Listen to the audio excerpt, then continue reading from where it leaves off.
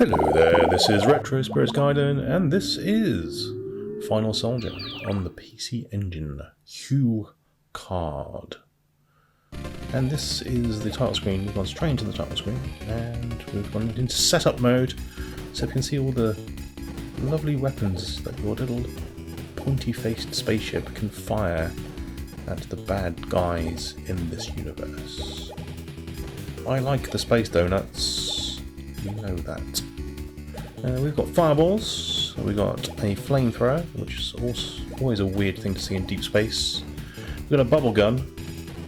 Who doesn't like a bubble gun? We've got a normal game, and there's a caravan mode in here, like a 2-minute game, and a 5-minute game, which is groovy. We're playing this on the analog duo. We have got some rockin' music. We've got a lovely sort of parallaxy looking star field. And we have gameplay that's very... well... what's he doing? He's going into duo, system, video... What are we doing? What's going on? Oh, he's changing the overscan mode. Whew. Thank Christ for that. Gameplay that's very familiar to anybody who's ever played a compile shoot 'em up. And indeed, we have a sound effect in here which sounds like a Puyo Puyo sound effect. That one. It's very strange.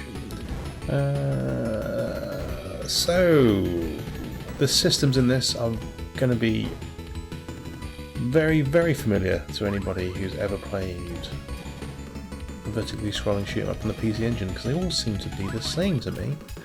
We have a canister that comes down the screen. The red one gives you an option, up to 2 options. We have different coloured canisters that give you a different weapon, and if you collect the same coloured canisters, they power that weapon up. I think it's 3 levels it goes to maximum. If you press the select button during gameplay, you can speed up and slow down your ship by those 3. There's like 3 dashes at the top of the screen there, so you've got selectable speeds. And if you press the A or B button, I can't remember which, at the moment I'm just holding the trigger down, it gets rid of one of your options and does that sort of smart bomb move, which is screen filling nonsense. It's like a bubble wave thing. It's a bit weird looking. But we've got some animated background elements. Oh, we've got missiles as well. Get the M's to get the missiles. There we go. Yeah, why is it like it's like firing soap bubbles out? It's like washing the aliens' faces for them. Oh, dirty little children. Before you have your tea, you've got to wash your face. The levels do go on quite a long time in this game. And this might be a mid-boss rather than a boss. Let's see what happens. Yes, it's a mid-boss. So we have got just a random hunk of metal that fires pointy things at you. And I just got an extra life there. There was a little extra life jingle. And we're back into the music. So the music's fairly well produced for the PC Engine. Some lovely chip tunes. Ooh, bubble gun there for a minute. Turn it into Bubble Bobble. This game is cool, but it's so similar to every single other game in PC Engine history. Like it's like a cookie. It's definitely like a cookie cutter kind of feel to a lot of these vertically scrolling shoot 'em ups, and it's difficult to tell them apart. If you didn't know this was Final Soldier, you might think, oh, this is Superstar Soldier, yeah? This is Gunhead, yeah? And no, it isn't. It's Final Soldier. They all look very similar. I'm shooting some space potatoes, yeah? This throws the sprites around though, doesn't it? It shows how powerful the PC Engine is. I do like the space donut weapon. It's like it fires in the direction you're flying, so it kind of like tilts it, which is interesting. You've got a donut coming out of your ass. That doesn't seem to be as useful. Not on this level anyway. Those enemies, the kind of brown jelly looking things, they use those in Super Celeste. So whoever made this game obviously worked on Super Celeste and just borrowed some sprites. So that was cool of them. The V weapon's quite good. It's like a normal bullet spread shot. This bit of music sounds a bit like Gradius. Ooh, that's a nice speech. Oh yeah, we've got a telescopically armed robot and his brother, or his sister. Shoot his face off. Daring to appear on my screen. So these games these days are all actually fairly expensive. I have had this game before. I sold it. The original copy of this game I bought was £17. I don't know why I remember that, but I do. And it was like 15 to 20 years ago. And I sold it on eBay or somewhere back in the day. I must have been hard up. And I've rebought it recently because I liked the game. I just needed the money. And I didn't want to sell my ass again. So I've rebought it, and it was double that money. Now it's like 35 quid. Why have we paused? What is going on? Yeah, 35 quid. The manual is okay. The front cover's kind of cool, actually. It looks a bit like a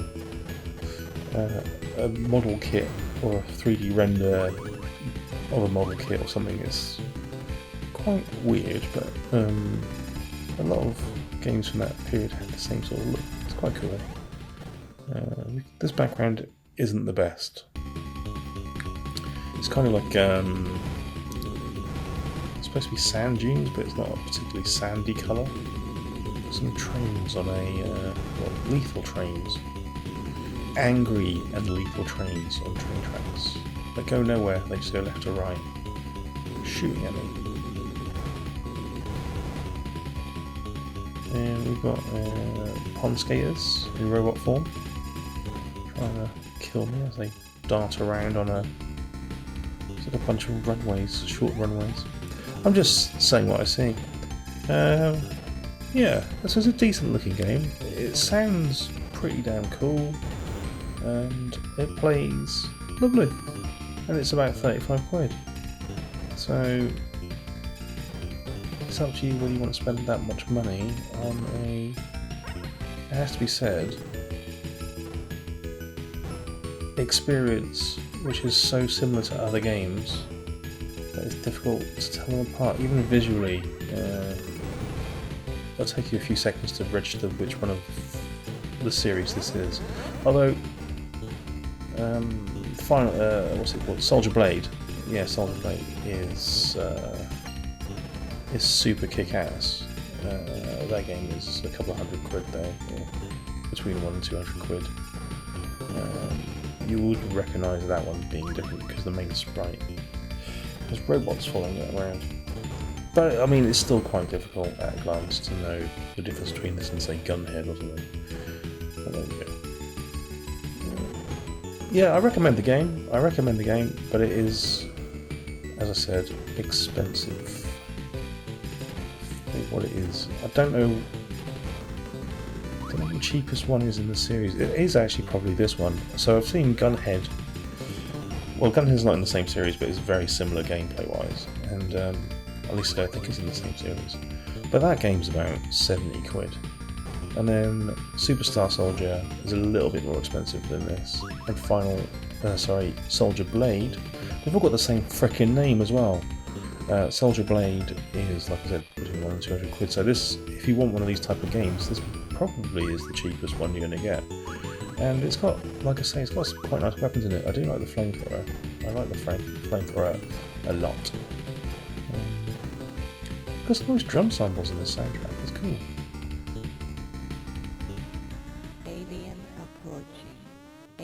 See, it says enemy approaching there, but I think the voiceover says alien approaching, which is weird. The Mega Drive got nowhere near this many of these type of games, but if you have a Mega Drive, you can always play Much Less, which is a similar feeling game. Better game than this, but similar feeling game. The other options are sort of Spriggan on here on the PC Engine. If you've got a CD-ROM, that's a classic. This background is making my head spin. Ah, we've got the old boats. Lovely. This tune is pure Gradius, which is a cool thing in my opinion. And on the SNES we've got Super Celeste, which is just identical to all these games really. So that's groovy. Yeah. Another quality shooter for the PC Engine. Can't say fairer than that. Alright then, watch the rest of the video and have a nice day. Ta-ra!